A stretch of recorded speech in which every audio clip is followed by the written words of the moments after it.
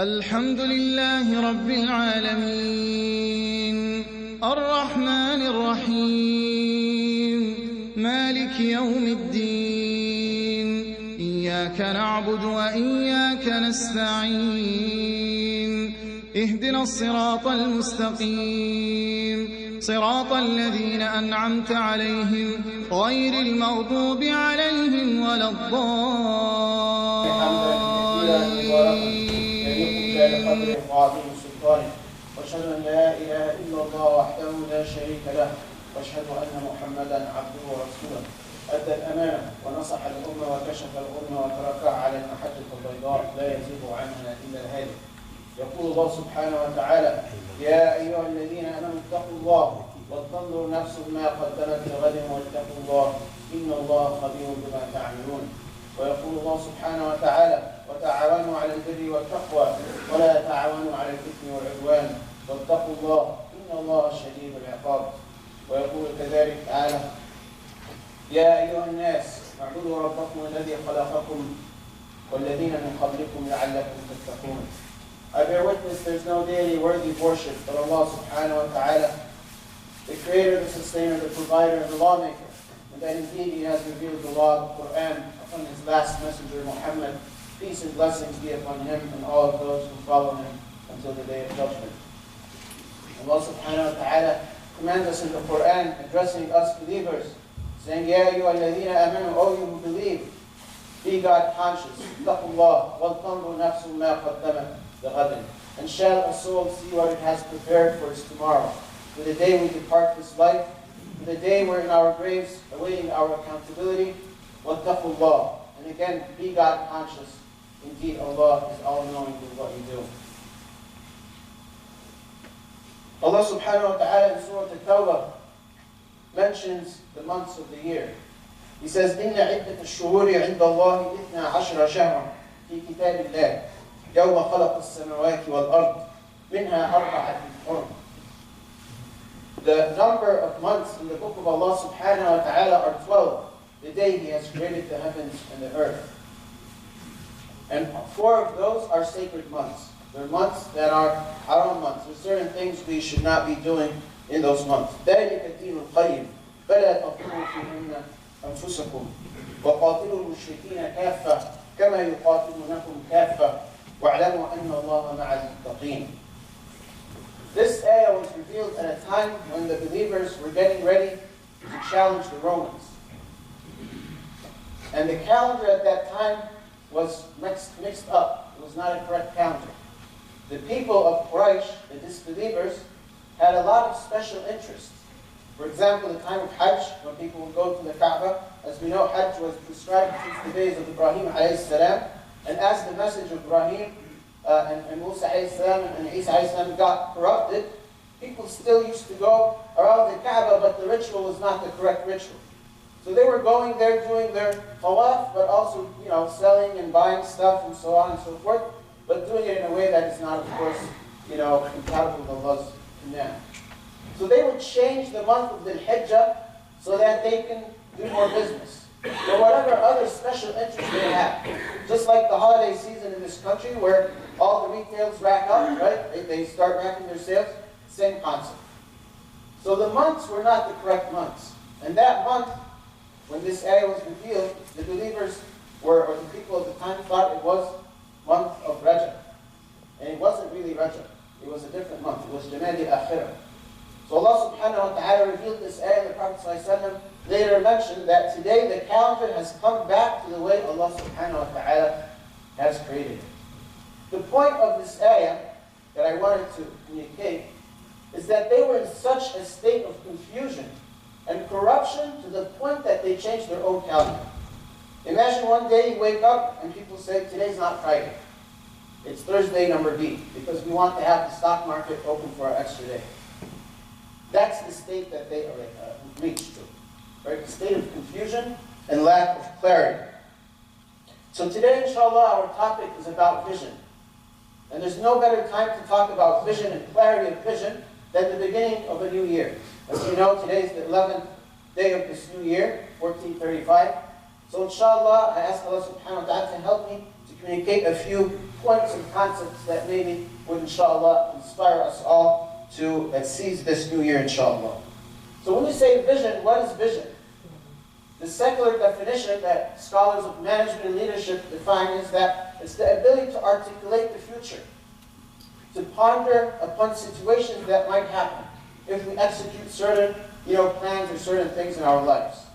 So it's the ability to see facts in front of us and come up with an idea what the future is going to look like. Next week, next year, 5 years, 10 years, 20 years from today. So inshallah, after this khutbah, I ask each one of you to reflect and to speculate or articulate what would the future hold, inshallah, for yourself, your family, your children, grandchildren, and for the community and society that we live in. So 3,500 years ago, the Prophet ﷺ had a vision. And that vision was driven through inspiration by Allah subhanahu wa ta'ala to migrate to a new town, a new place, and to start a new nation.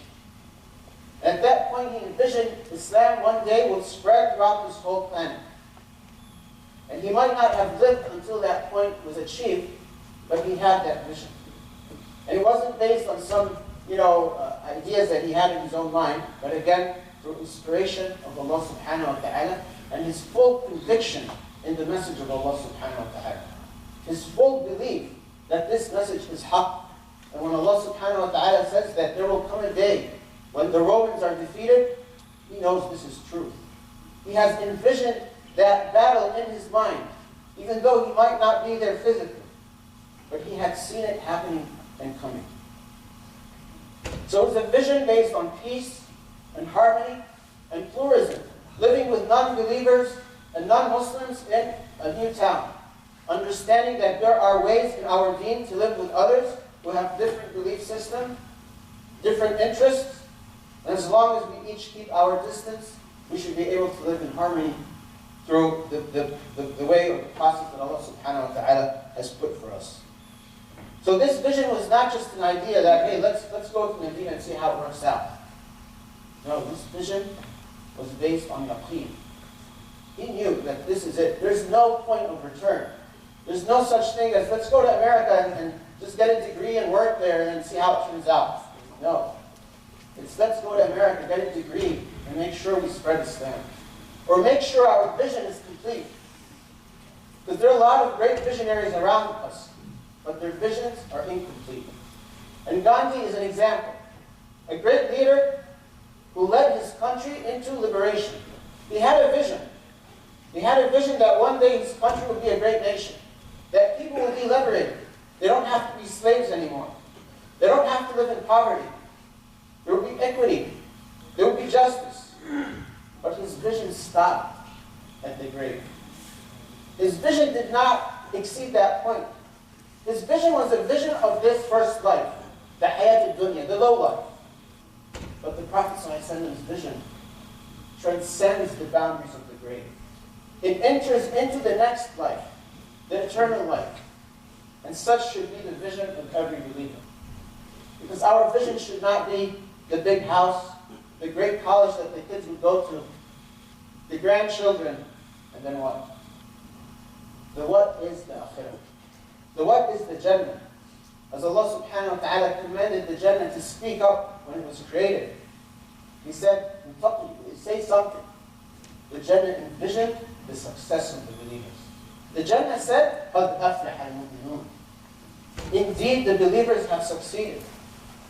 And then it went on mentioning the qualities of these believers. The ones who are humble and have khushu' in their prayers, they perform their zakat, they don't waste their time, they keep their confidence, they protect their modesty and so on. They protect their prayers, and they inherit the firdaus. They inherit this highest point in the Jannah. Another great example of someone who had vision was Yaqub alayhi salam.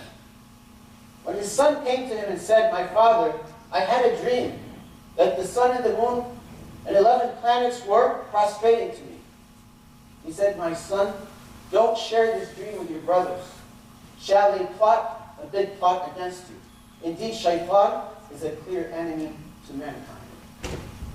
Yaqub alayhi salam had received revelation from Allah subhanahu wa ta'ala and knowledge, and had understanding of the scriptures of Ibrahim alayhi salam, that he knew this is a significant dream.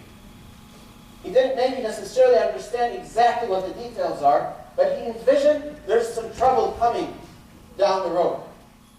So he gave some advice to his son.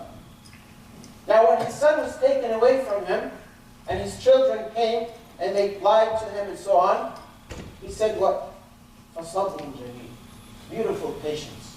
Again, he envisioned that one day my son will come back. I shall be patient, because by the will of Allah, Allah can do anything.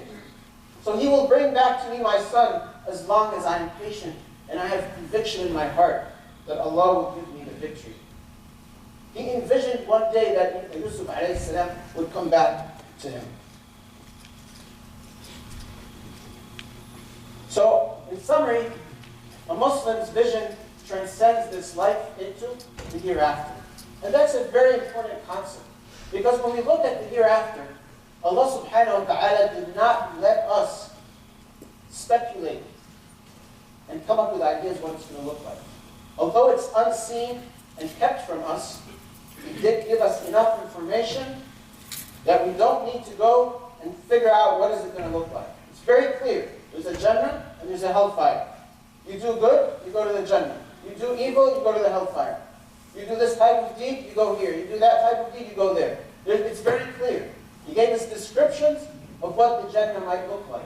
Trees and rivers and beautiful things. And He also gave us a description of the hellfire with everything. Torture and punishment and screaming and boiling water and skin being burnt and changed and so on and so forth.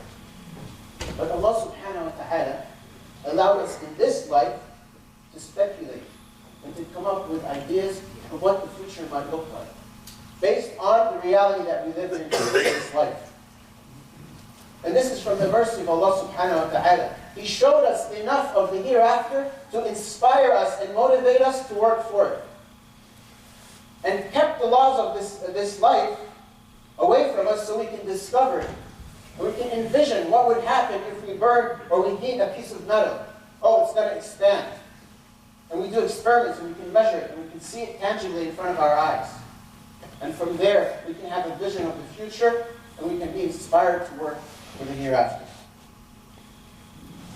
And this should not be a foreign concept to us as believers, because as Allah subhanahu wa ta'ala tells us in the Quran, on the day of judgment, people will be telling Allah subhanahu wa ta'ala, قَالُوا رَبَّنَا أَمَتَّنَا اثْنَتَيْنِ وَأَحْيَيْتَنَا اثْنَتَيْنِ.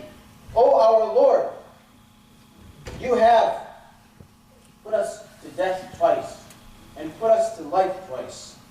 فَاعْتَرَفْنَا بِذُنُوبِنَا. So here we are confessing our sins and evil actions. فَهَلْ لَنَا مِنْ خُرُوجٍ. Is there a way for us out of this difficult situation, Ya Allah? What are those two lives and two deaths? The scholars say the first death is when we're in the womb of our mothers, before our souls, are blown into us. Before Allah subhanahu wa ta'ala puts the soul into the embryo. That's the first death. And then the first life is this life we're living, and the second death is in our grave, and then the second life is the eternal life.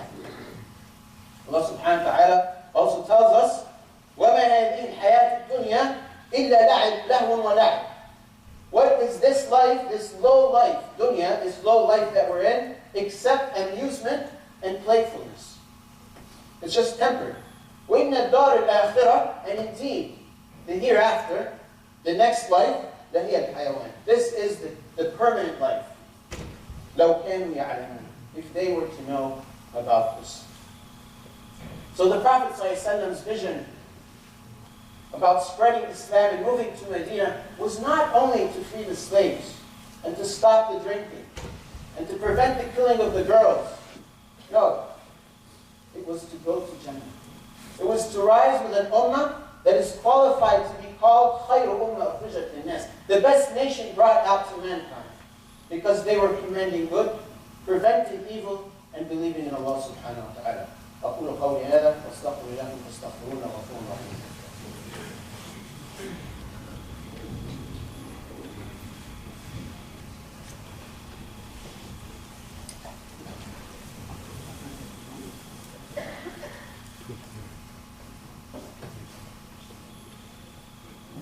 الحمد والصلاة والسلام على سيدنا محمد خاتم الرسل المؤمنين. So a believer whose vision exceeds the boundaries of this life will be someone who recognizes the akhirah in every moment of his day and night. Will be someone who's inspired to work hard for this life and hard for the next life. And the hard work he would do for this life is to make sure he succeeds in the hereafter. For no other priority. That would be his top priority. And just like we go with phases, through phases in this life, being an infant, a child, a young person, an adult, a senior, there are phases in the hereafter. There's a death phase. Then there's a resurrection phase. There's the first trumpet, a second trumpet. Then there's accountability. There's a sirat. And then there's final eternal abode, inshallah, in the Jannah. So the question we ask ourselves, what is our vision for ourselves and our families? And how does it play a role in what we do?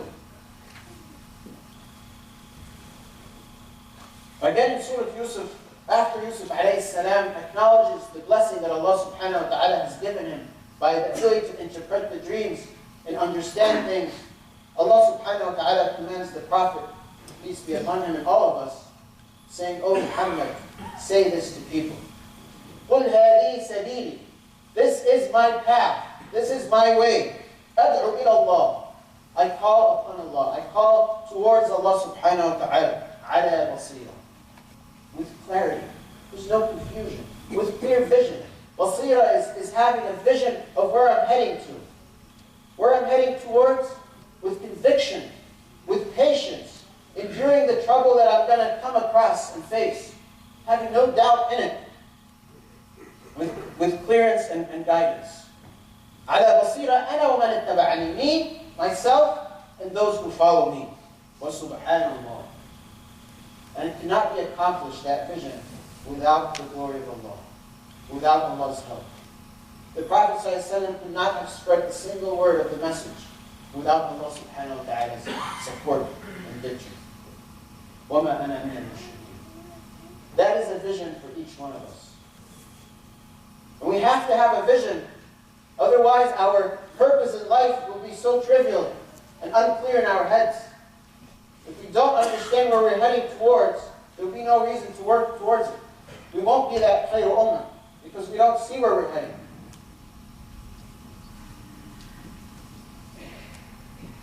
So in order for us to have a vision, we have to know where we stand. What's our current state? What is our current state? What's good and what's not working?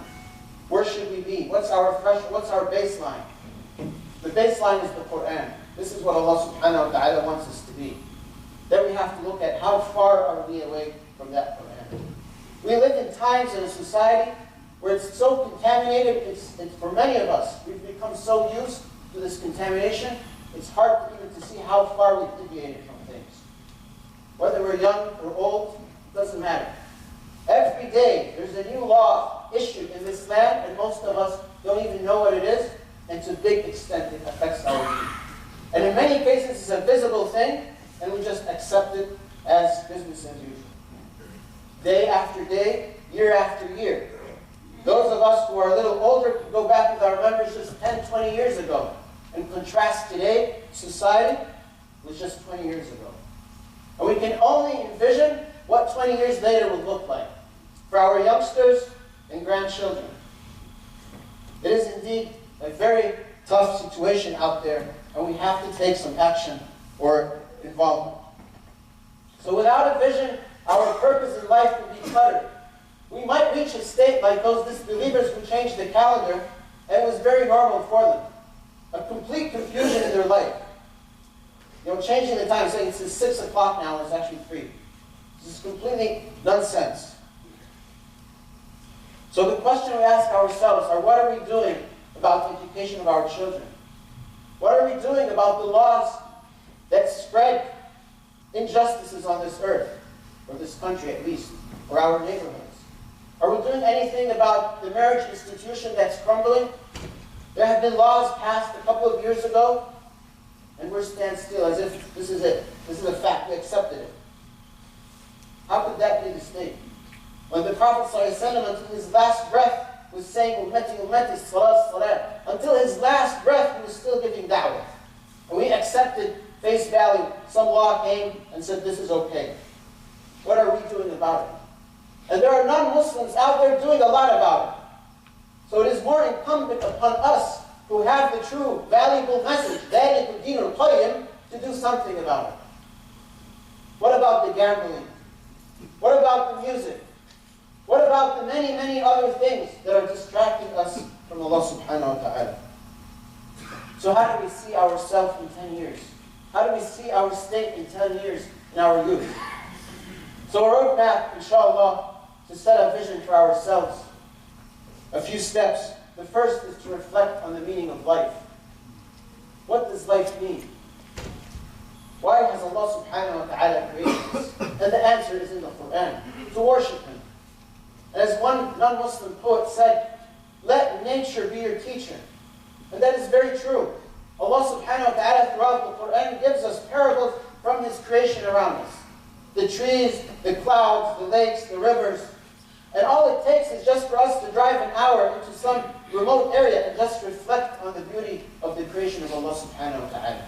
To recognize that this great tree that's standing there for 100 or 200 years, and that little sprout underneath it, are signs of Allah subhanahu wa ta'ala. That there's more to this life than the video games and the rap music. There's more to this life than the 8-to-5 job. There's more to this life than accumulating the wealth and paying the bills. There's more to this life than the fancy car. And yet we're still not even achieving these worldly desires. And we will never achieve a state of satisfaction no matter what.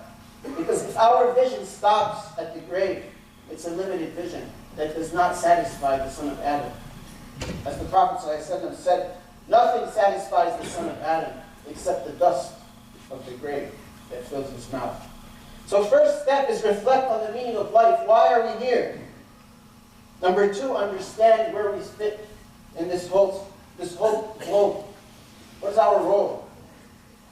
As men, Allah subhanahu wa ta'ala defined in the Quran, custodians of the women, of the children. We are the bearers, the bearers and the people holding the torch. Are we doing that? Understand our role. Understand where do we fit with other people, believers and disbelievers.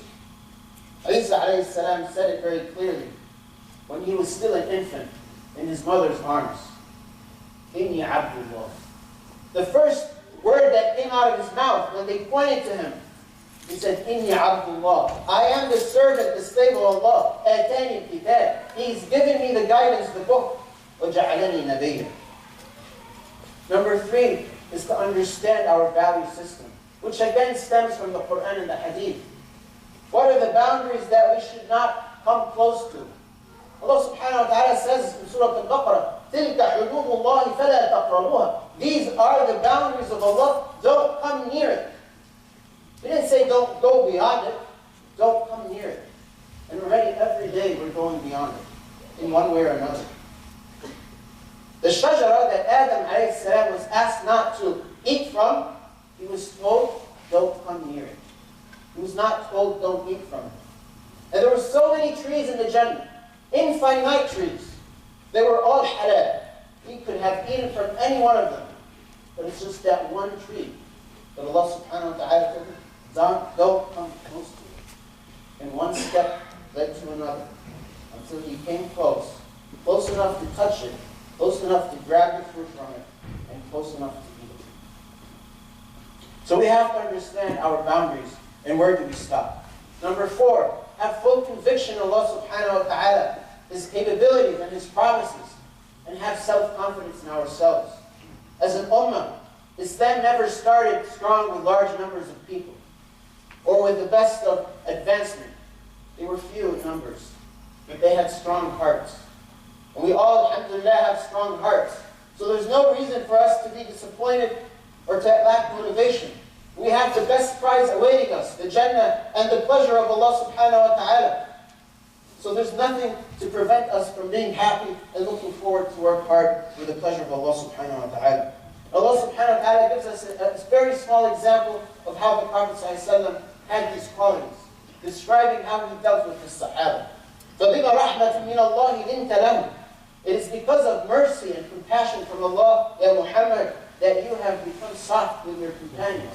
You have been nice to them. وَلَوْ كُنْتَ فَظًّا غَلِيظَ الْقَلْبِ. If you were having a hard heart, a harsh heart, they would have left you. لَنْفَضُّوا مِنْ حَوْلِكَ فَاعْفُ عَنْهُمْ. They would have left you and went away. So forgive them. Consult with them. Be nice to them. شَاوِرْهُمْ فِي الْأَمْرِ. فَإِذَا عَزَمْتَ فَتَوَكَّلْ. And now when you have an intention to do something, you can see something ahead of you, then have dependence on Allah subhanahu wa ta'ala. Don't turn back. Don't fear failure, because this is what shaitan is promising us. Poverty and failure and distress. And we see that in the undeveloped places on this planet. People are so down. People don't want to get up. They have no hopes. But a believer always has hope. Just like Yusuf alayhi salam had hope, and his father had hope. And any believer who has full confidence in Allah subhanahu wa ta'ala shall have hope. Because Allah tells us to not give despair on Allah's mercy. That is a quality of a disbeliever. And then lastly, to have patience coupled with taqwa. Because this is what Allah has bestowed upon Yusuf alayhi salam. After he was freed, and after he was made a leader, his brothers noticed him, and they identified him. They said, "You are Yusuf." He said, قَالُوا إِنَّكَ لَأَنْتَ يُوسُف. You are Yusuf. He said, "Yes, I am Yusuf, and this is my brother." قَدْ مَنَّ اللَّهُ عَلَيْنَا. Allah has bestowed upon us a great bounty. What is it? إِنَّهُ مَنْ يَتَّقِي وَيَصْبِرْ. Indeed, those who have taqwa, the God consciousness, the fear of the punishment or the anger of Allah, coupled with sabr. إِنَّهُ مَنْ يَتَّقِي وَيَصْبِرْ فَإِنَّ اللَّهَ لَا يُضِيعُ أَجْرَ الْمُحْسِنِينَ. Indeed, the one who has taqwa and patience, Allah will never forsake their good deeds. They are qualified to be called a muhsin, a good perfectionist. And this is what we should strive for. So again, very briefly, 4 points. Understanding the meaning of life. Why are we created? Where are we coming from? Where are we heading towards? Understand where do we fit in this world? What are our weaknesses? What are our strengths? Number 3, our value system has to be crystal clear in our mind. These are boundaries we should not even try to come close to. Number 4, have full conviction in Allah subhanahu wa ta'ala and self-confidence that we can do anything we want with the will of Allah subhanahu wa ta'ala. And then lastly, to have patience and taqwa.